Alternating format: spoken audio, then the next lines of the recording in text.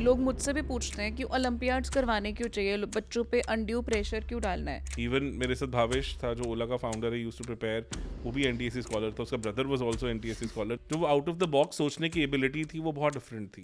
It is 9, 10th, 11th, 12th, उसमें career focus रहता है, तुमने आगे क्या करना है। पर जो ये वाले होते हैं ना 5th, 6th, 7th, 8th, वो पर्सनालिटी फोकस्ड रहता है। बहुत इंपॉर्टेंट है कि इन ईयर्स में बच्चों को अगर हम थोड़ा सा फाइनेंस एंड एंटरप्रेन्योरशिप के अराउंड बिल्ड कर सकते हैं, 10-11 साल के बच्चों को छोटी छोटी इन्वेस्टमेंट सिखा सकते हो क्या होता है, बिकॉज कल जितना मर्जी पैसा कमा लो, अगर आपको इन्वेस्टमेंट समझ नहीं आती, it is not going to make much sense. International level के जो कॉम्पिटिशन्स होते हैं, इसकी अवेयरनेस और इसके आइडियाज़ हमें कहाँ से मिल सकते हैं इन जनरल। समर स्कूल्स वो कितने इंपॉर्टेंट होते हैं और उससे कितना एक्सपोजर मिलता है।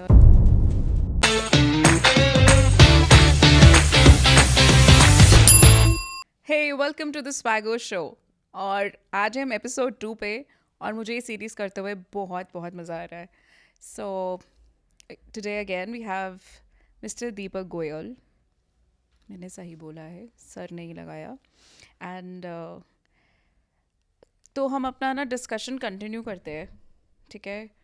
हमने पिछले वाले एपिसोड में डिस्कस किया था formative years, 0 to 5 years, 0 to almost 8-9 तक, 8 तक कर लिया था, है ना। 9-8-9, वही जिस एज ग्रुप में हमारे बच्चे एक्चुअली हैं। राइट। सो अब वो वाले एज ग्रुप को डिस्कस करते हैं जो आपका एक्सपीरियंस रहा है इतने सालों का। नॉट एग्जैक्टली, बिकॉज मेरा रहा है 13 से 18 के बीच में, हाँ, मतलब 2-3 साल और ऐड करने पड़ेंगे।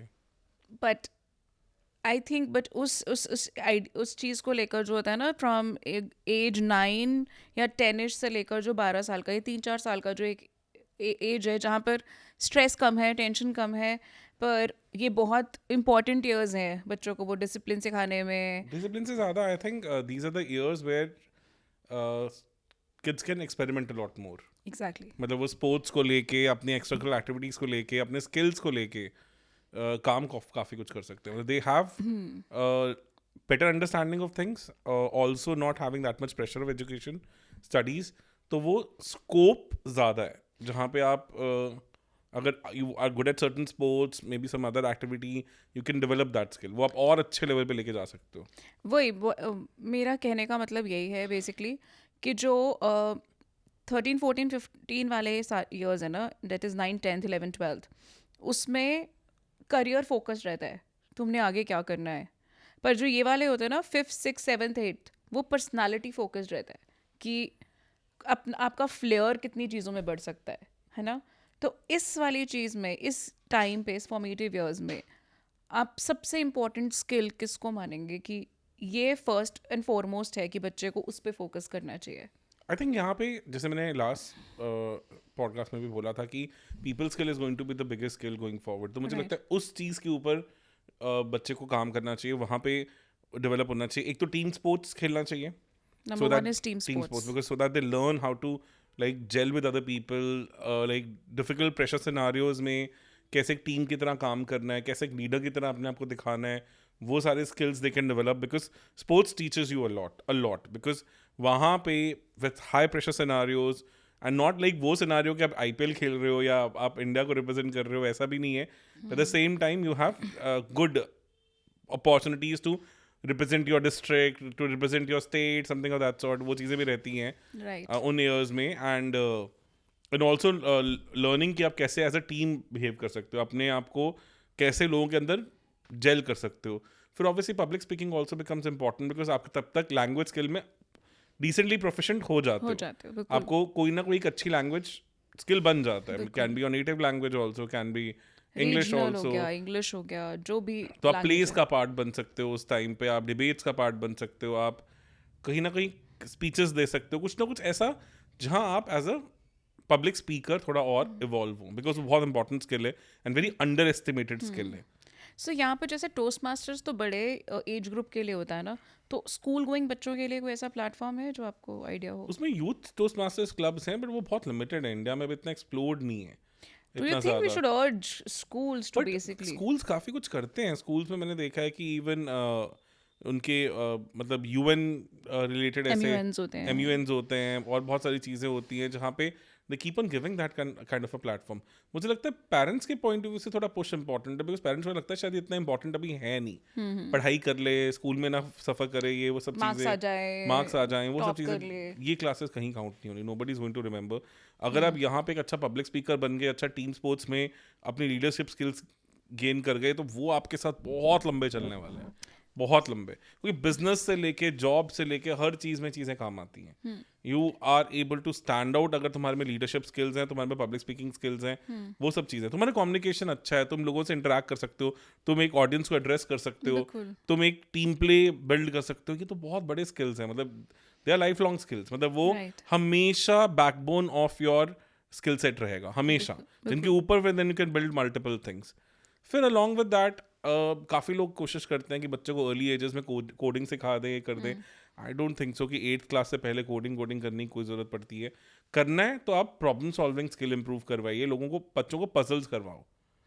Puzzles definitely will open up the more. Puzzles वगैरह करने से उनका एक प्रॉब्लम सॉल्विंग स्किल डेवलप होगा. 8th स्टैंडर्ड या मतलब 7th स्टैंडर्ड में बच्चों को कौन सी पजल्स देनी चाहिए? काफ़ी सारे अच्छी पजल्स हैं, मतलब जापनीज़ पजल्स हैं और बहुत सारी ऐसी चीज़ें हैं. यूट्यूब पे इतने ब्यूटीफुल चैनल्स एग्जिस्ट करते हैं.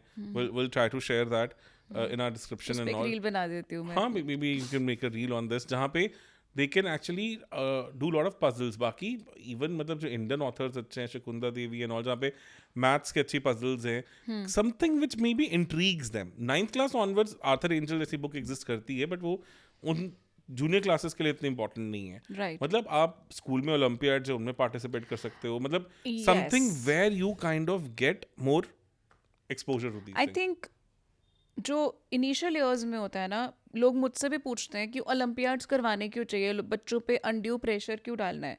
व्हाट आई मीन टू से इज ओलंपियाड्स प्रेशर डालने के लिए तो बिल्कुल नहीं करानी चाहिए. हाई ओलंपियाड में तुम्हारा गोल्ड मेडल आना चाहिए, nothing of that sort. I think Olympiads इतने ब्यूटिफुली स्ट्रक्चर्ड क्वेश्चंस होते हैं ना कि वो तुम्हारा दिमाग खोल के रख देते हैं. बच्चा जो वो 1+2=3 नॉर्मली कर रहा है ना, उसको इतना रैप्ड अप वे से, एक पजल के वे से क्वेश्चंस पूछे जाते हैं ओलंपियाड्स में.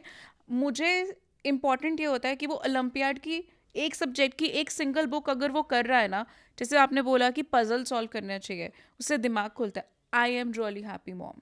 मुझे नहीं चाहिए कि मेरा बच्चा, वो तो बाय डिफ़ॉल्ट है, चलो टचवुड उनके आए भी मेडल्स, ठीक है, but then what is important for me is कि वो ओलंपियाड सॉल्व करे. कोई मैं ना अपना एग्जांपल देता हूँ. हमने ना first time NTSC exam I think 9th class में हमारे टाइम पे होता था. 9th अब and तो 10th 10th में हो होता गया, है. अब तो 10th में हो गया. हमारे टाइम 9th 10th में होता होता था. था.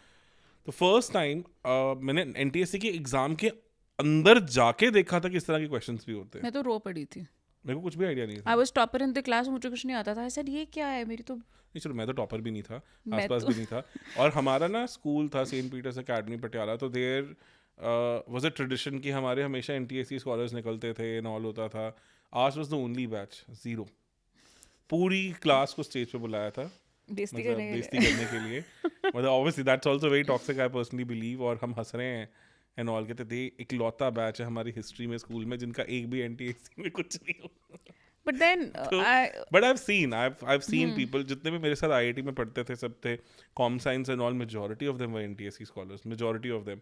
इवन मेरे साथ भावेश था जो ओला का फाउंडर है, यूज्ड टू प्रिपेयर, वो भी एनटीएससी स्कॉलर था, उसका brother was also NTSC scholar. तो वो था, मतलब एक आई थिंक वो जो एक अर्ली ईयर्स में थोड़ा आपको पजल सॉल्विंग एंड ऑल का एक्सपोजर है, वो थोड़ा सा हेल्प करता है, बिकॉज वो सोच डिफरेंट हो जाती है. मतलब मुझे याद है कुछ कुछ क्वेश्चंस में जो वो आउट ऑफ द बॉक्स सोचने की एबिलिटी थी वो बहुत डिफरेंट थी.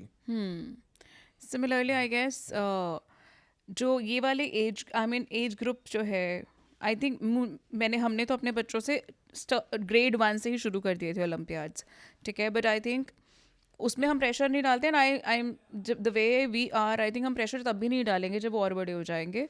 बट येस, ओलंपियाड्स और पजल्स या ऐसे की जो बुक्स हैं वो ज़रूर एक्सपोजर देना चाहिए, so that they open up their mind with, है ना.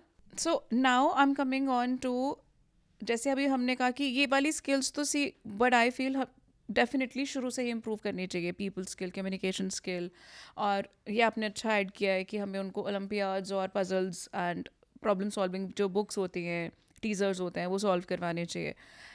अब मेरा जो क्वेश्चन है कि आने वाले टाइम में एआई बहुत बढ़ रहा है, राइट, और स्कूल्स में अभी उसका कोई करिकुलम ऐड नहीं हुआ है इतना. येस, सीबीएसई ने कुछ कुछ इंट्रोड्यूस करे हैं, but not all schools are been able to do so. तो कितना इम्पोर्टेंट है इसी एज ग्रुप में, स्पेशली 9 years onwards. देखो, robotics for me is also puzzles. Right. Robotics puzzles ही हैं. मतलब वहाँ पे पजल्स की तरह ही चीज़ों को बिल्ड कर सकते हो. एआई में ब्लॉक कोडिंग बहुत लोग करवाने लग गए हैं. ब्लॉक्स एंड ऑल की तरह you can code and all, तो you don't have to actually write the proper code, code, हाँ, वो बट यू कैन स्क्रैच में जैसा होता स्क्रैच है. की तरह एंड ऑल. तो if that again is like enhancing the problem solving skill of the kid, then it's good. अगर for the sake of it करना है because दुनिया कर रही है, doesn't make any sense. अगर बच्चे को उसमें inclination है, अगर उसको समझ आ रहा है, तो thing is 5th 6th 7th class का जो बच्चा है, उनके लिए coding as such might not be very important, but understanding what all these technologies are, what is the problem solving skill they are asking for, उस पे काम करने की जरूरत है कि उनको कहीं ना कहीं बेसिक लॉजिक समझ आने लग जाए. ब्लॉक कोडिंग एंड ऑल के साथ they can develop certain things, अगर उसमें इंटरेस्ट है. अगर इंटरेस्ट नहीं है तो बच्चे को just for the sake of it नहीं करवाना, कोई Yeah, सेंस नहीं बनता. बिल्कुल. फिर आप जब 8th क्लास में चले जाते हो, देन आपको कहीं ना कहीं थोड़ा सिंटैक्स के साथ, कोड के साथ खेलना आना पॉसिबल है. You will be able to develop that aptitude for these things. Yeah. फिर आप 8th 9th 10th 11th 12th if your education burden permits, अगर आपको लगता है आप साइंसेज में हो, फिर आप ऑब्वियसली 11th 12th में वो पंगा नहीं लोगे, 10th में भी शायद थोड़ा कम हो जाओगे. Yeah. बट अगर आप रिलेटिवली आप मान लीजिए IIT JEE या नीट की प्रिपरेशन नहीं कर रहे हैं, तो फिर आपके पास ये फ्लेक्सिबिलिटीज भी रह जाती हैं कि आप 8th 9th 10th 11th 12th जैसे ईयर्स में साथ साथ में इन चीज़ों को और अच्छे लेवल पे बिल्ड करो, ताकि by the time you enter a college life you are decently equipped and then you can maybe do better in comparison to your peers also. वो थोड़ा हो जाएगा. But 5th 6th 7th I think यहाँ पे आपको base बनाना है. मतलब इसमें हमने कोडिंग या एआई की जो आजकल बहुत सारी वर्कबुक्स आती हैं, आई मीन वो बड़ी इंटरेस्टिंग एक्टिविटी बुक्स होती हैं. कुछ ना कुछ एक्टिविटी है जो बच्चा देखकर एक वो पिक्चर्स फॉर्म में आई थिंक वो कोड्स भी ज्वाइन कर रहा है, डॉट्स ज्वाइन कर रहा है, यहाँ पर ये आ सकता है. आई थिंक इस एज ग्रुप में हमें वो बुक्स इंट्रोड्यूस करवा देनी चाहिए. And from 7th 8th 9th वाला जो एज है, 8th onwards आप उनको एक्चुअल कोड के ऊपर भी लेके जा सकते हो, क्योंकि तब तक बच्चे में इतना एप्टीट्यूड आ जाता है. मुझे अपने बैच में आज भी लोग याद हैं कि कई लोग 9th क्लास में न्यूजीलैंड में even coding contest and all भी पार्टिसिपेट करने गए थे उस टाइम पे, वे बैक इन 2000 और समथिंग. wow, तो मतलब आज से 25 साल पहले भी लोगों के पास इस लेवल का एक्सपोजर था. right. तो आई थिंक उन ईयर्स में जाके आप एक प्रॉपर कोड एंड ऑल भी कर सकते हो अगर आपका इंक्लिनेशन है. ऐसा नहीं है it is the end of the road for you if you are not inclined towards it, because हर बच्चे का अपना स्किल है, अपनी चीज़ें हैं. Public speaking skills and leadership skills तो मस्ट है फॉर एवरीवन. आई थिंक वो तो if parents can make it little mandatory, even that would not be bad, because वो स्किल्स अगर डेवलप नहीं होते हैं तो कहीं ना कहीं आपको लाइफ में वो एक कह लो कि एक थोड़ा बैकफुट मिलता है. आपको शायद उतना इजीली चीज़ें करने का चांस ना मिले. बट एनीथिंग आफ्टर दैट, जब आप प्रोफेशनलिज्म की तरफ जा रहे हो, तब आपका इंक्लिनेशन शुड ऑलवेज मैटर, कि आपको कोडिंग करके मज़ा आ रहा है कि नहीं आ रहा, आपको वो लॉजिक्स में मज़ा आ रहा है कि नहीं आ रहा. If you can, good for it. अगर आपको लगता है सिर्फ एक सेक ऑफ इट के लिए चीज़ें करनी है, वो कभी काम नहीं आती. Because I have not written a line of code since 2009. मतलब मैंने अपनी फर्स्ट जॉब में after passing out from IIT like 2008 में, जब मैं स्विट्जरलैंड में था, तो मैंने पहले 6 महीने कोड किया होगा, दैट्स इट. वो भी बहुत बहुत बेसिक था, ज़्यादा कुछ था नहीं. And after that I been all into managerial side only. तो मेरा जो ज़्यादा स्किल काम आया वो मेरा आई थिंक लीडरशिप स्किल और मेरा पब्लिक स्पीकिंग स्किल काम आया है राइट. लाइफ में. उसके बाद मतलब मेरे मैनेजरियल स्किल ज़्यादा काम आए हैं. मुझे बहुत ज़्यादा उसका इतना फ़र्क पड़ा नहीं, no doubt. what I did in those 4 years at IIT उसने मुझे काफ़ी हेल्प दिया, बिकॉज मुझे एक bird's eye व्यू मिल गया when we started this venture cruise fair. तो उसमें एक अंडरस्टैंडिंग थी कि हाँ, कि टेक को कैसे देखना है. एक न्यू टेक्नोलॉजी लाइक ब्लॉकचेन में भी हमें ज़्यादा टाइम लगा नहीं उसमें उसे अपने इकोसिस्टम में इंटीग्रेट करने के लिए. And we were able to understand the technology really well. हम ग्राउंड पे उसको अच्छे से इम्प्लीमेंट कर पाए because of fundamentals were there. Right. So वही आई मीन ये बहुत इम्पोर्टेंट है कि इस टाइम पर ना. And now I want to come to, are you मतलब क्या आपके पास ऐसे कुछ हैं जो कुछ इंटरनेशनल लेवल के जो कॉम्पिटिशन्स होते हैं, बी इट जैसे आपने कहा उस टाइम पर वो कोडिंग के लिए गया बाहर, New Zealand, as you mentioned, and ऐसे ही और भी कितने कॉम्पिटिशन्स होते हैं. ये इसकी अवेयरनेस और इसके आइडियाज़ हमें कहाँ से मिल सकते हैं इन जनरल? आज की डेट में तो I think all the schools and all kind of encourage all these things. Schools में काफ़ी अच्छा है ये चीज़ें होती तो थ्रू वाई स्कूल्स ही हैं. देखो what I have seen cities like Chandigarh and all के पास थोड़ा एक्सपोजर ज़्यादा होता था. स्काउट्स एंड गाइड ये वो कुछ ना कुछ चलता रहता था ऑल दीज थिंग्स. तो वो आई थिंक बेस्ट हमेशा स्कूल रहेगा बिकॉज अब आउटलायर ज़्यादा बन नहीं सकते हैं फॉर वन बेसिक रीज़न कि अगर आप बहुत ज़्यादा आउट ऑफ द करिकुलम जाते हैं तो फिर बच्चे का स्कूल School करिकुलम support थोड़ा system हिलता सफ़र है. करता है. तो आज की डेट में तो स्कूल्स आर वेरी प्रोएक्टिव. अगर आपका खुद का स्कूल नहीं है तो आपकी क्लोज विसिनिटी में कोई ना कोई स्कूल होगा जो आपको थोड़ा सपोर्ट कर सकता है उन चीज़ों में. फिर ये हो सकता है कि आप अपने स्कूल को इंकरेज कर सकते हैं कि यार आप भी ये उस चीज़ स्टार्ट कर लीजिए. चीज़ को स्टार्ट कर लीजिए. बट आई थिंक आज की डेट में काफ़ी कुछ ऑलरेडी एग्जिस्ट कर रहा है. बहुत ज़्यादा out of the comfort zone जाने की ज़रूरत होती नहीं है बिकॉज वो फिर सस्टेनेबल नहीं हो पाता. राइट. तो आपके इकोसिस्टम जो आपको अलाउ करता है उसके अराउंड भी कर रहे हैं तो it's good enough. I personally believe that. और ऑप्शंस तो आज की डेट में स्कूल्स में बहुत हैं. बहुत सारी चीज़ें हैं. इतनी सारी इंटरनेशनल कंपनीज हैं, लोकल कंपनीज हैं जिन्होंने ये सब चीज़ें शुरू कर दी हैं. मतलब इवन देखो नासा वगैरह जाने के ट्रिप्स ये सब तो ऑलमोस्ट हर स्कूल में ही हो गया है.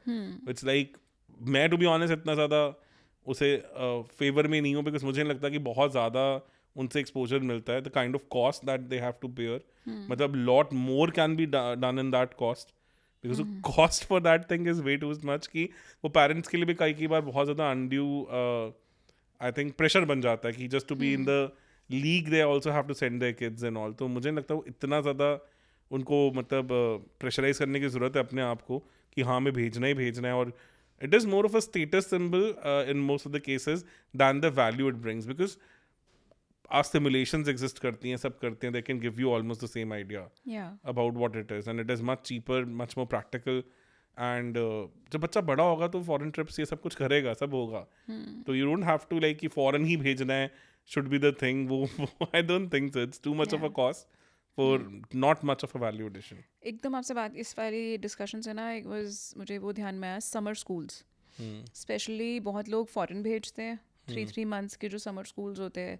और या फिर आई डोंट नो और इंडिया में कहाँ कहाँ अच्छे समर स्कूल्स होते हैं. I have yet to have, वो एज नहीं आई ना बच्चों की, मैंने उस पर बहुत रिसर्च नहीं करा है. बट देन वो जो फॉरेन में भेजते हैं समर स्कूल्स के लिए, वो जो 3 मंथ्स के होते हैं, वो कितने इंपॉर्टेंट होते हैं और उससे कितना एक्सपोजर मिलता है और क्या भेजना चाहिए? जब आप अच्छे कॉलेज में चले जाओगे यही सभी समर स्कूल्स आपको फ्री में मिलेंगे. You get internship opportunities, you get exchange student opportunities. You don't have to spend a single penny on it. But यो सारे तो नहीं अच्छे कॉलेजेस पहुंच पाते ना. नहीं, अगर नहीं भी पहुंचेंगे तब भी बहुत सारी आईएसटे है, आईसेक है, ऐसे बहुत सारी सेटअप्स एग्जिस्ट कॉलेज में आती है. I agree. मैं स्कूल टाइम में पूछ रही हूँ I don't think so इतना required 8th होता है. 9th 10th मतलब वाली. it's too much of a cost, I personally believe. Cost को छोड़ दो, लेट्स से मेरे लिए कॉस्ट प्रॉब्लम नहीं है, फिर बच्चा इतना एब्जॉर्ब कर सकता है कि नहीं कर सकता वो भी बहुत मैटर करता है. आई थिंक इट्स लाइक जो मतलब जितना मैंने summer schools and all curriculum के लिए देखा है, अनटिल अनलेस बच्चा खुद उसे एब्जॉर्ब करने की कैपेबिलिटी रखता है तब तक बहुत ज़्यादा वैल्यूएशन करता नहीं है. बिकॉज एक महीने में आप क्या फिगर आउट कर लोगे? मैक्सिमम ये 1 महीने 2 महीने के समर स्कूल्स होते हैं. It's like it looks good on your resume if you are applying for maybe an Ivy school going forward. अगर आप आईवी में कुछ पढ़ने जा रहे हो आगे एंड ऑल, तो ये चीज़ें वैल्यू एडिशन करते हैं. देन द कंसल्टेंट जो एंगेज विद वो आपको पूरा रोड मैप बना के दे देंगे आपके बच्चे के हिसाब से. बट आई डोंट थिंक सो बहुत ज़्यादा वैल्यू एडिशन इतना ज़्यादा कर सकते हैं बिकॉज बच्चा उसके लिए मेंटली प्रिपेयर्ड भी होना चाहिए. क्योंकि इससे अगर वो अलग कंट्री में जाकर है और वो इतनी छोटी एज का है, 8th 9th के बच्चे बहुत मैंने देखा है जाते हुए. सो उसमें वो कहते हैं कि पेरेंट्स को भी होता है, एक्सपोजर मिलता है, बच्चा अपने बाहर की कंट्री में रहता है. If the child can earn that thing, उसका एक्सपोजर का कोई कंपैरिजन नहीं है. अगर आप स्कॉलरशिप पे जा रहे हो, आप कोई कॉन्टेस्ट जीत के जा रहे हो, कोई मतलब you have earned the right to go, it is always going to give you lot of benefit because वो अर्न भी तभी करेगा अगर वो पैशनेट होगा उस पर्टिकुलर चीज के लिए. पैशनेट भी होगा और कहीं ना कहीं जो इकोसिस्टम में वो जा रहा है, ही और she will have more respect also in that ecosystem. Is the university that program would know कि हमने इस बच्चे को किसी रीजन के कारण, किसी क्रेडेंशियल के कारण बुलाया. Just because your parents are able to afford it and pushing you down the line, I don't think so it makes much of a difference. मुझे लगता है कि वो बच्चा भी वहाँ पे उतना कुछ absorb कर पाएगा, उतना उसे maximize कर पाएगा. If you are earning it, make the best use of and it. many a time it's peers, you know, it's like वो भी जा रहा है, ये भी जा रहा है क्लास के. I don't think so. Peer pressure should even matter because look, I think हम almost हर तरह के ecosystem से निकल चुके हैं. Yeah. End of the day, I have seen people coming from very humble backgrounds and just because they were sticking to the basics उन्होंने हमेशा life में अच्छा किया है एंड बहुत ज़्यादा अच्छा किया है. अपॉर्चुनिटीज़ की तो कोई कमी होती ही नहीं है. You have to just stick to your own basics और आपको अपने पैशन को मैक्सिमाइज करना होता है. इफ़ यू आर कंफर्टेबल, देखो अगर बच्चा अपने पैशन को अपना प्रोफेशन बना सकता है उससे ऊपर कुछ नहीं है. Because that ways that person will always excel. मतलब आप स्पोर्ट्स में पैशनेट हो, now it is not like the earlier thing कि आप स्पोर्ट्स में आप पैशन के साथ करियर नहीं बना सकते. YouTubers are making a lot, ठीक है ना, वो एक अच्छी चीज़ है. You have to just bring in your own unique perspective on table. अगर आप वो कर सकते हो, there is infinite scope for things. अगर आपका किसी और चीज़ में पैशन है, you are a good painter और may be something of that sort, careers now are not limited कि आपको सिर्फ कुछ पर्टिकुलर चीज़ों पे लेके आना है. There is oceans of opportunities out there. अगर बच्चा किसी चीज़ को लेके पैशनेट है and he wants to go an extra mile in that, I totally support it. But आप सिर्फ for the sake of it उसका कर रहे हो तो वो कहीं नहीं लेके जाता. मतलब वो the cost that is involve, the effort involve is just not worth it. I don't think so. अगर आपको अपने किटी सर्कल्स में एक ब्रैगिंग राइट चाहिए, then it's a different thing all together. But I don't think so कि बच्चे को उससे बहुत ज़्यादा बेनिफिट होता है. बिकॉज अगर मैं सपोज करूँ, जैसे अब मैं IIT दिल्ली कंप्यूटर साइंस पहुँच गया 2004 में, मेरा computers was never a passion. तो मुझे नहीं लगता कि उन 4 साल में मैंने उसे इतना मैक्सिमाइज किया. मैं मे बी किसी और ब्रांच में होता जहाँ मैं ज़्यादा पैशनेट होता तो I could have made the best use of it. तो computer science in general worked wonders for me because as a whole field ही बहुत ज़्यादा ओपन अप हो गया तो उन चीज़ों में. और plus obviously problem solving is always a passion for me, तो वो मुझे इंकरेज करता ही था. बट आप you end up in something where you just want to do it for the sake of it. I don't think so. आप competition बहुत ज़्यादा हो गया, the world has become brutal. तो यहाँ अगर आप अपना 100% नहीं दे रहे हैं, आप एक वीडियो कंटेंट के साथ ही देख लीजिए. I think YouTube is a very beautiful platform to जज दिस. अगर आप एक यूट्यूब कंटेंट क्रिएटर हैं and you have not given your best, you just given a half hearted effort और समथिंग ऑफ दैट सॉर्ट, आपके views में आपको दिख जाएगा, क्लियरली दिख जाएगा. विल गेट टू नो कि ये रील क्यों नहीं चली, या ये शॉर्ट क्यों नहीं चला, ये वीडियो क्यों नहीं चला, because the best effort has not gone in. तो वो इतना ज़्यादा, मतलब आज की डेट में चीज़ें ट्रांसपेरेंट हो गई हैं कि if you are good it reflects, if you're not good, the world is brutal. We are talking about the value content right here, Yes. not the cringe content. Yes. Yeah, obviously. That only, मतलब obviously. Yeah. I think हमारी audience खुद इतनी ज़्यादा intelligent है, तो उस हिसाब से ही मैं बात करना चाहूँगा. बिल्कुल. So, coming back to those formative years, तो मेरे AI से basically question शुरू हुआ, Olympiad से शुरू हुआ, summer schools पे आया. Now, I mean, is there anything left? Is there anything you think कि इस age group को definitely चीज़ें करनी चाहिए, और you think you've covered everything? नहीं, बहुत सारी चीज़ें हैं. There's lots and lots of things. Robotics की हमने बिल्कुल बात ही नहीं की है अभी. थोड़ा सा टच किया. Robotics is for me like puzzle solving. अगर बच्चा robotics में अपने आप को इन्वेस्ट करना चाहता है, it's a beautiful field because उसका प्रॉब्लम सॉल्विंग स्किल, उसकी बहुत सारी चीज़ें डेवलप हो जाएंगी उसके अराउंड, जो उसे आगे कहीं ना कहीं काफ़ी हेल्प करेंगी. तो robotics is one thing which can give him an edge, because वो चीज़ों का आगे स्कोप बढ़ना ही बढ़ना है. ठीक है, तो वो चीज़ें हो सकती हैं. You can do start with small robotic kits also. Blocks अगर छोटा बच्चा सीख रहा होता है, उसी की एक स्टेप आगे होता है where you can add lot more I think verticals to it. वहाँ बच्चे को समझ आता है how to play around with things, how to basically build things, how to integrate the problem solving skill in it. That's not a bad thing. That's not a bad investment also, because उसमें बच्चा हमेशा सीखेगा, कुछ ना कुछ बढ़िया ही निकाल के लाएगा. तो वो I think is a very underrated field, जिसे थोड़ा और एक्सप्लोर करने की ज़रूरत है. और दूसरा, कोडिंग बच्चा कभी भी सीख सकता है. I don't think so. You have to put too much pressure. अगर बच्चे का इंटरेस्ट है, जितना जल्दी शुरू करेगा डेफिनेटली बेटर होगा. उसका प्रॉब्लम सॉल्विंग स्किल और उसका कोड एफिशिएंसी उतना बढ़ता जाएगा. बट अगर इंटरेस्ट नहीं है, फिर आप कुछ भी कर लो, उससे कुछ नहीं आने वाला. बिल्कुल, और करना चाहिए भी नहीं, आई गेस. बिकॉज आज की डेट में the best part about today's world is that even if you are good at with very primitive skill, you can make a career out of it very easily. I know, वो हमारे ज़माने वाला अब time गया.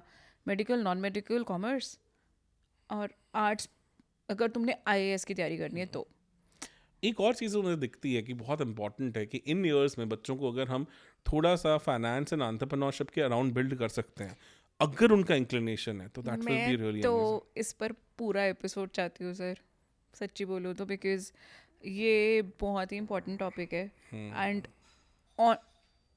And entrepreneurship और finance मेरे accordingly तो काफ़ी अर्ली एज से ही शुरू कर देना चाहिए. अगर हमने तो लास्ट टाइम भी बात की थी, देखो एंटरप्रेन्योरशिप में भी है ना कि उसे बच्चों को समझ आना चाहिए स्टार्टिंग में. ऑब्वियसली दे कैन बिकम, हमारे ना एक बहुत अच्छी चीज़ है 9th क्लास में, एक आई क्लियरली रिमेंबर एक फेट होता था स्कूल में, या और बहुत उसमें सारे हमें स्कूल्स में खुद लगता है. बेचना होता था चीज़ें. Yes, I am not very sure whether it exist now और नॉट. इट डज, इट तो टू मेनी वो स्कूल्स है, अच्छा टू था. मेनी मे बी स्कूल्स है. All those things can start a lot earlier. What you can do is, आप बच्चों को मतलब एंटरप्रेन्योरशिप के अंदर क्या कर सकते हैं कि आप उनको एक्चुअली में टास्क दे सकते हैं at a family level also, कि आपको खुद अपने किसी स्किल को एनहांस करके बेचना है. इफ़ यू गुड पेंटर, अपना एग्जीबिशन लगाओ. If you are a good musician, अपना एक कॉन्सर्ट प्लान करो.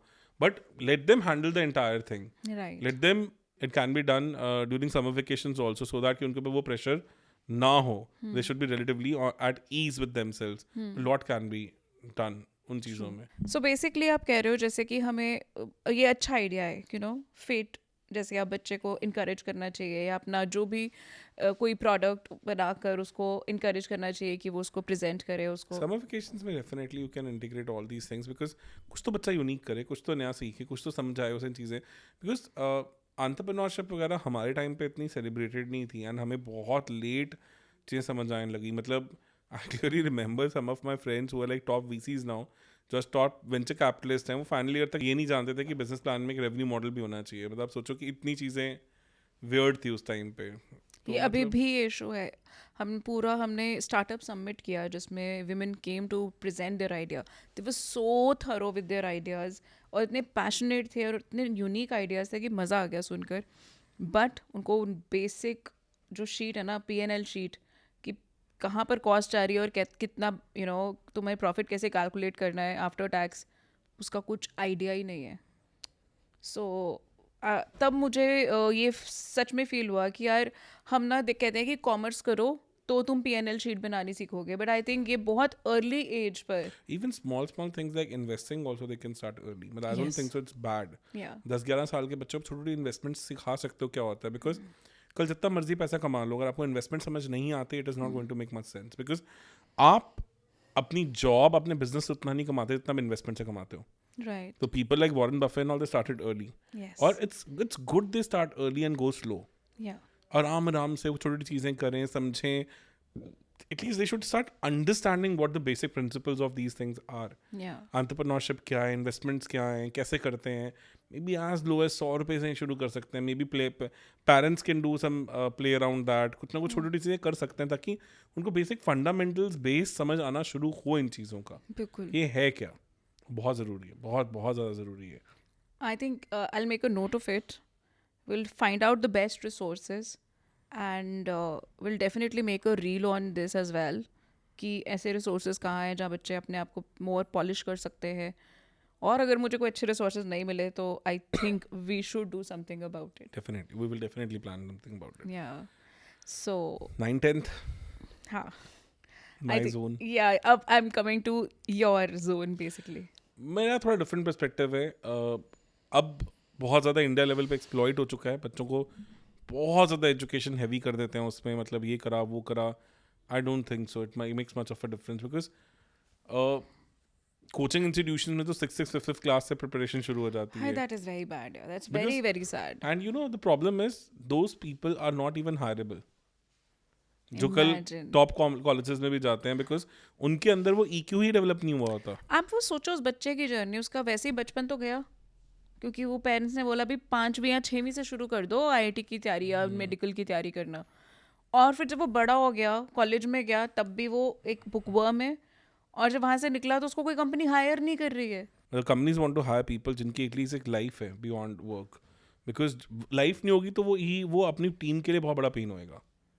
बिकॉज तब वो फिर इजीली लोग समझ ही नहीं पाएंगे कि आपको बाकियों के साथ जेल कैसे होना है, क्या होना है. बिकॉज वो EQ नहीं है. मतलब अच्छे से याद है, मैं 2014 में मेरी एक स्टूडेंट थी, आशना करके, फिर remember, I think you also remember Ashna Gaur, तो वो IIT बॉम्बे कंप्यूटर साइंस गई थी, तो शी यूज टू शेयर, जब भी आती थी कहती कि सर मतलब मेरे साथ जो बच्चे पढ़ते हैं एंड ऑल, जिन्होंने 5th 6th क्लास से तैयारियाँ करी हैं IIT बॉम्बे कंप्यूटर साइंस के लिए, वो लोग आके मुझसे ऐसे पूछते हैं कि कैन वी बी फ्रेंड्स, मतलब उनको ना दोस्त बनाना करना भी बहुत बड़ा टास्क और अचीवमेंट लगता है, एंड वो बेसिक सोशल एक्सपोजर है ही नहीं उनके पास. I don't think so that's even worth it, because पहली बात तो even if you talk about IITs and all, आपको टॉप 100 नहीं जाना, कोई फ़र्क नहीं होता उससे. मतलब best jobs, best VCs, best जो एग्जिस्ट करते हैं इंडियन इकोसिस्टम में इवन अब्रॉड, उनमें से मेजॉरिटी तो कंप्यूटर साइंस में थे भी नहीं कभी, क्योंकि उन्होंने एटलीस्ट वो कॉलेज में जाके उसे मैक्सिमाइज किया. कॉलेज में भी आपके 4 एस्पेक्ट्स हैं आपके रिज्यूमे के. फर्स्ट ऑफ ऑल आप मतलब ऑब्वियसली करिकुलम तो है ही है जो पढ़ते हैं, उसके सिवा आपकी पोजीशन ऑफ रिस्पॉन्सिबिलिटीज़ होती हैं, उसे हम PORs बोलते थे. फिर आपने कहाँ इंटर्नशिप्स की हैं वो मैटर करता था. फिर आपने एक्स्ट्रा एक्टिविटीज़ में कैसा किया है वो मैटर करता था. मतलब GPA और grades are just one small part of it. तो वो सारे एस्पेक्ट्स बाकी सब ब्रांचेस के बच्चे ज़्यादा अच्छा डेवलप कर लेते थे, because they had more exposure, they had more time also, और दे वर मोर वर्सेटाइल ऑल्सो. तो फिर वही कल आगे जाके कंसल्टेंसीज में जाते हैं, वही कल आगे जाके वेंचर कैपिटलिस्ट फर्म्स में जाते हैं, वही आगे जाके अपने खुद के स्टार्टअप्स खोल पाए हैं. मेजॉरिटी ऑफ द स्टार्टअप्स जो IIT से भी निकले हैं वो कंप्यूटर साइंस से है भी नहीं है. मतलब दुपिंदर गोयल मेरे 3 साल सीनियर थे, 2005 बैच, तो he was not from computer science. मतलब और बहुत हैं लोग ऐसे एग्जाम्पल्स भरे हुए हैं.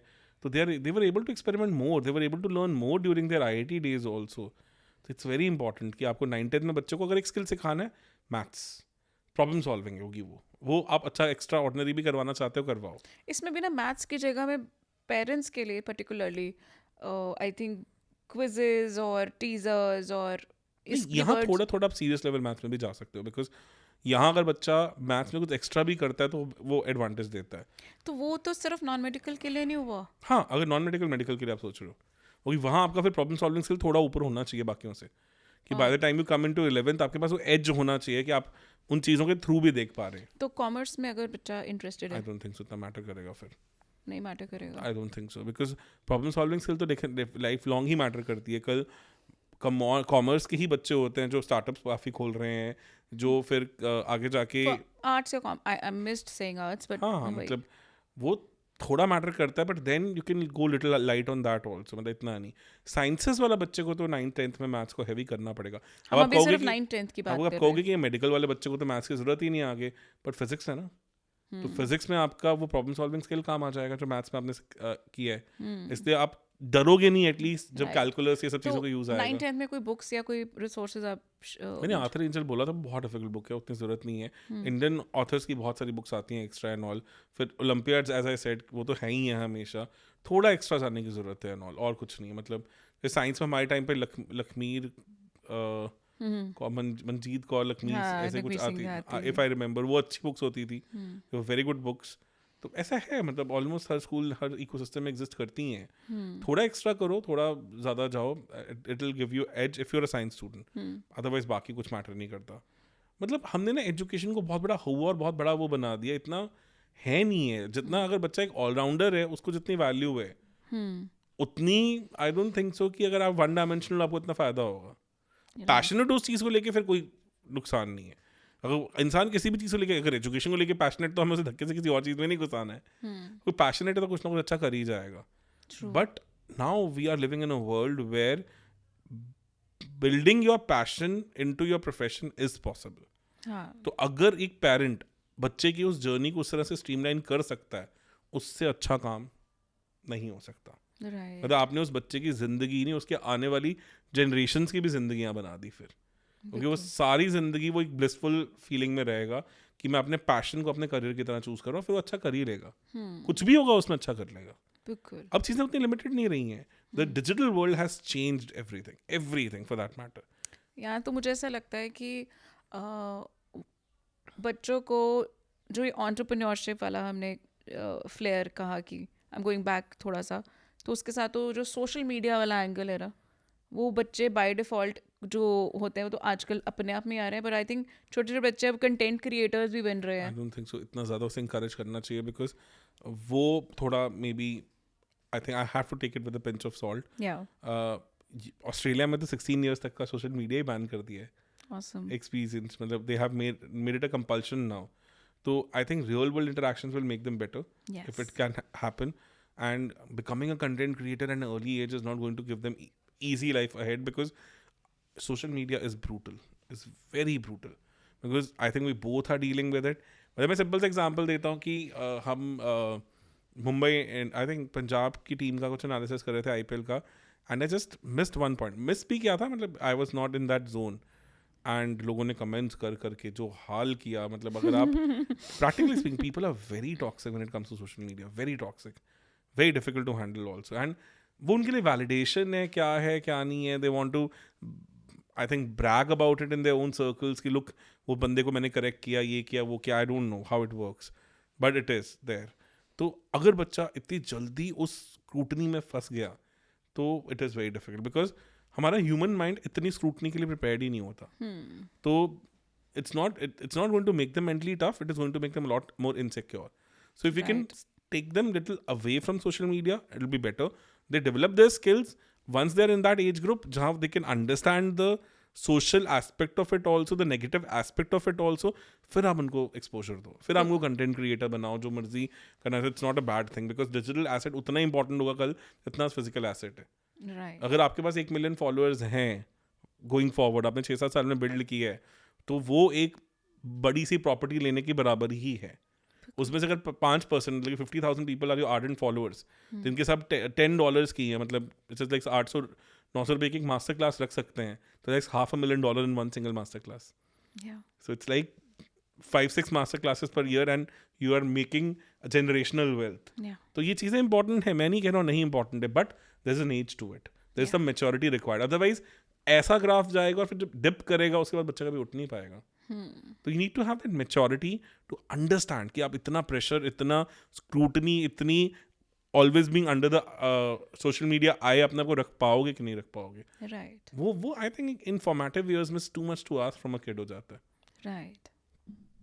आई थिंक ये बहुत इंपॉर्टेंट टॉपिक था जो सोशल मीडिया वाला है. इसमें हम बहुत एक एम्बिगुअस सिचुएशन में रहते हैं. पेरेंट्स भी, बच्चे चाहते भी हैं, और हमें भी नहीं पता, बिकॉज ये बिल्कुल नया एरा ना. हमने अपना बचपन में भी ये सब नहीं देखा. एंड व्हाट इज राइट, जब हमारे घर पे कोई गेस्ट आता था तो पेरेंट्स एकदम बुला लेते थे कि बेटा डांस करके दिखाओ, गाना करके दिखाओ, ये करो.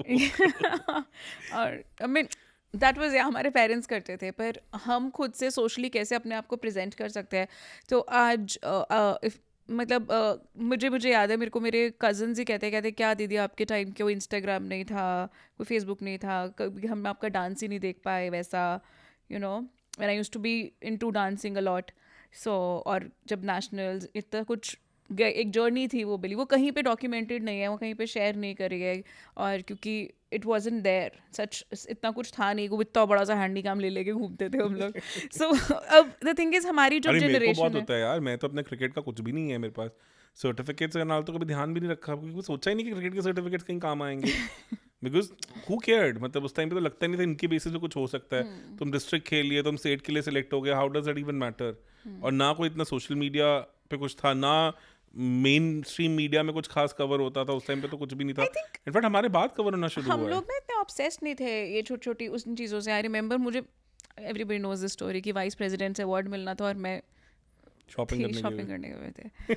Everybody doesn't, I don't think so they know the story. चलो, मतलब शी वन द नेशनल जीते थे आप भरतनाट्यम में, और आपको लग रहा था कि मैंने एक स्टेप गलत कर दिया तो मेरा तो कुछ आएगा नहीं. एंड आप अभी कहाँ, चेन्नई में था नेशनल, था ना, तो आप चेन्नई शॉपिंग करने गए थे, भरतनाट्यम की ड्रेसेस एंड ऑल खरीदने गए हुए थे. मेरा एक और नया नेशनल्स के लिए मेरे पास नया कंटेंट और नया ड्रेसेस होगा तो मैं शॉप कर लेती हूँ. मेरे पास एक ही लास्ट दिन रहता है. So I missed that picture with vice president of India. Certificate तो होगा obviously. So it is like वो भी घर में घूम रहा है कहीं. अब सारी बातें यहीं करनी है. मिला तो नहीं, मेरे को लगता है. हम ये बाद में डिस्कस करें. नहीं मिल गया. यस. कहाँ मिला? मैंने कट कर दो भाई, ये क्या है ये. हम वापस आए बात पर. नहीं पर मिला कब? हमने तो एक हफ्ता पूरा सर्च किया था. इनको चुप करा लो कोई प्लीज. चलो ठीक है, नहीं मिल गया फाइनली मिल गया. फोटो कॉपी तो मिल गई थी, ओरिजिनल की बात कर रहा हूँ मैं. दीपक सर, हम वापस जा रहे हैं. सर क्या होता है? अब मैं सर ही बोलूंगी अगर आप मुझे इतना तंग करोगे तो. वापस. या नहीं, So, बट ये तो आप में ग्रेट स्किल है, मतलब जो आपके संभाल करने की तरीके हैं, मतलब थैंक यू सो मच. और मतलब बाहर बैनर भी लगा देते हैं. नहीं, I am finally getting the courage back to apply for a credit card, because पिछले 4 क्रेडिट कार्ड्स के साथ क्या हुआ आपको पता ही है. उनमें से 3 तो हमारे बेडरूम में घूमे थे. हो गया, ये बात करने के लिए बैठे हम. जस्ट किडिंग, चल. ये नहीं, मैं मुझे नहीं करना ये. हद हो गई. नहीं मतलब ओके good. प्लीज, हाँ, हम बहुत इंपॉर्टेंट टॉपिक पे थे. yes. So we coming back to 9th and 10th. तो सोशल मीडिया के लिए आई वाज सेइंग कि why I am bringing this up, क्योंकि हमारी जनरेशन प्रिपेयर्ड ही नहीं है. हमने अपना बचपन नहीं देखा है कि कितना एक्सपोजर बच्चे को देना चाहिए इन चीज़ों का. And we need psychologist, we need experts who would come up with their their researches कि बच्चों का कहाँ तक कितना इम्पैक्ट है. और so because this is not something that comes naturally to us. It's a major shift जो हमारी जनरेशन और पेरेंट्स की जनरेशन ने नहीं देखा है. सो I think what I personally believe कि अगर बच्चे में वो maturity नहीं है to handle criticism and scrutiny, फिर ज़रूरत नहीं है, because social media is going to be brutal, because लोग अपनी बहुत daily frustrations बहुत कुछ vent out करने के लिए आते हैं, and they don't understand कि उनको क्या बोलना है क्या नहीं बोलना. Social media is brutal, very brutal. मतलब मैंने ऐसे comments, body shaming, ये वो पता नहीं क्या क्या होता है and all. You have to be mentally extraordinarily strong to bear that, because लोग कई बार तो they find pleasure in pinning you down, तो वो उनको मजा आता है उस चीज में. तो उस केस में it's not easy at all. तो बच्चा अगर उसके लिए मेंटली प्रिपेयर्ड नहीं है तो आई don't think so should be pushed on those lines. उसकी जगह अपने वो स्किल को बढ़ा ले, फिर ज्यादा बढ़िया. मतलब स्किल बढ़ाए, उस लेवल पे आए. प्लेटफॉर्म तो 18 साल 16 साल जब मर्जी मिलेगा वो अच्छा कर ही लेगा. बिल्कुल. So I think we discuss about 8th वाला जो सेगमेंट है. तो 9th-10th में बच्चे में वापस पहुंच रहे हो, तो लेट्स से कोई भी स्ट्रीम है, आपने बताया कि कॉमर्स हो, आर्ट्स हो और नॉन मेडिकल, इसमें डेफिनेटली अच्छी बुक्स सॉल्व कर लेनी चाहिए, ओलंपियाड्स कर लेने चाहिए, और बाकी वाली स्किल्स भी हमने डिस्कस करी. एंड नाउ आपने ये वाले बच्चों के साथ भी डील करा है.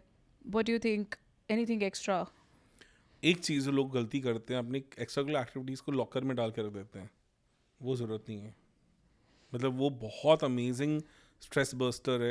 If that is not there, बच्चा बहुत जल्दी स्पेंड होना शुरू हो जाएगा. मुझे ऐसा लगता है बच्चों को इस एज में ना टाइम मैनेजमेंट, गोल सेटिंग, और जैसे कि जब छोटे होते हैं ना तो वो समझ नहीं पाते इनकी अहमियत, कि गोल्स बनाने क्या होते हैं, टू डू लिस्ट बनानी क्या होती है, डेडलाइंस बनानी क्या होती है.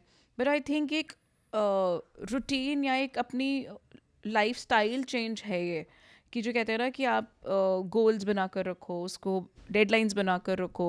सो आई पर्सनली फील ये एक लाइफस्टाइल चेंज जो है ना, और अगर ये हम चेंज ये वाली जो हैबिट है फॉर्म कर दें इसी एज में, it would help them immensely, rather than just एक फ्लो है, ये मैम स्कूल से ये होमवर्क मिला है, अब ये क्लास जा रहा हूँ, अब वो उनको क्लैरिटी कुछ नहीं है वो क्या कर रहे हैं. स्ट्रक्चर तो अगर आप इनका देखना सीख गए फिर तो nothing like that. Yes. 11th-12th में एकदम से जो वो बर्डन आता है, जो स्ट्रक्चर डिमांड करता है, फिर बच्चा उसे संभाल नहीं पाता. राइट. और एक ना उनको सेंस ऑफ कंफर्ट भी देना ज़रूरी है. कि मैंने मेजॉरिटी पेरेंट्स से स्ट्रगल करते देखा कि वो ये कहते हैं कि हमारा बच्चा टॉपर था जी, 11th में आके एकदम से बिखर गया, ये वो ये बहुत बड़ा कंसर्न है. तो they have to make them more realistic about their marks also, because 9th, 10th and 11th में ज़मीन आसमान का फ़र्क है. बिकॉज एकदम से आप बहुत डिफरेंट स्केल पे चले जाते हो. सिलेबस 10x 20x हो जाता है, 10-10 गुना 20-20 गुना बढ़ जाता है. फिर वो प्रेशर्स हैंडल नहीं हो पाते. तो आपको मेंटली भी उन बच्चों को उस चीज़ों के लिए प्रिपेयर करना है. इम्पॉर्टेंट है कि आप संभल सकते हो उस चीज़ को लेके, कि नहीं जब एकदम से 11th-12th का प्रेशर आएगा आप उसे संभाल सकते हो, नहीं संभाल सकते हो, बहुत दैट्स ज़रूरी माई है. पॉइंट वाज कि 9th 10th में जो है ना, और जो 8th ऑनवर्ड्स, आई थिंक हमें बच्चों को इस चीज़ को लेकर ये इंट्रोड्यूस करवाने चाहिए. अपनी विजन क्या है, आपका विजन बोर्ड क्या है, आपके गोल्स क्या हैं, और वो नहीं जो हम उनको बना कर दें. It's like they should have their own stuff, they should have their own thought process to it, और वो खुद लिखें, खुद बनाएं, और उसको फॉलो भी वो खुद ही करें. And that would come only from inner thing. वो डंडे मार के नहीं आता.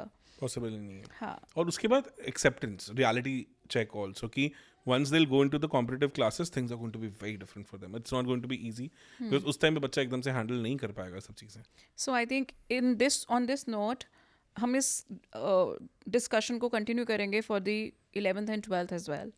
क्योंकि उसमें तो भाई I think उसको एक बार dedicated अलग से करते हैं. That's what I'm saying. Let's go for the episode 3. That will be solely for 11th, 12th. That is the years in मतलब और उसमें तो आपको बहुत स्ट्रक्चर देना पड़ेगा. exactly. उसमें तो बहुत सारे मतलब वो pointers कौन हैं. सी टेक्निक्स है जो उस टाइम उसको लगानी चाहिए, क्या थॉट प्रोसेस होना चाहिए, मतलब गोल सेटिंग में भी कौन सी टेक्निक्स लगानी चाहिए, टाइम मैनेजमेंट कैसे करना चाहिए. I think a lot which is जो आप अपने बच्चों के साथ बैठ के उनको, मैंने स्केड्यूल्स देखे, आपके व्हाट्सएप ग्रुप्स देखे हैं बच्चों के साथ, और वो आप उनको बताते हो कि अब ब्रेक टाइम होना चाहिए, अब पढ़ना चाहिए, यू नो.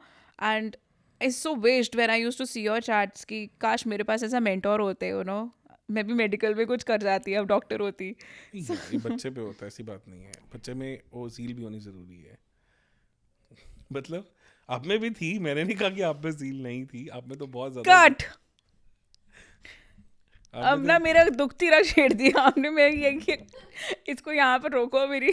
हम ना आज महायुद्ध होने वाला है. नहीं मतलब ज़ील तो मैं जनरल बच्चों की बात कर रहा था. I was not talking about आप अपने ऊपर ज़्यादा ले गए. मतलब या नथिंग ऑफ दैट सॉर्ट. मतलब you were already very passionate about medical. Very गया? पैशनेट हो गया. वेरी पैशनेट अबाउट मेडिकल, इसलिए छोड़ दी. सो ये अपना सरकाजम ना अपने पास रखो और हमें बाद में कंटिन्यू करेंगे. और मुझे लाइन अगर ऐसे ही चलता रहा ना तो कुछ नहीं करना मैंने भी. मजाक कर रहा हूँ. मतलब मैं तो शायद आज गाइस नहीं वाला हूँ. कट. अच्छा, मैं जा ही रहा हूँ यार. आप जाओ. आपके 5 के साथ है आज काफी सारे हैं. बहुत सारे पॉडकास्ट शूट करने, और मैंने टिफिन पैक कर रही है आज. Okay guys, bye. Thank you.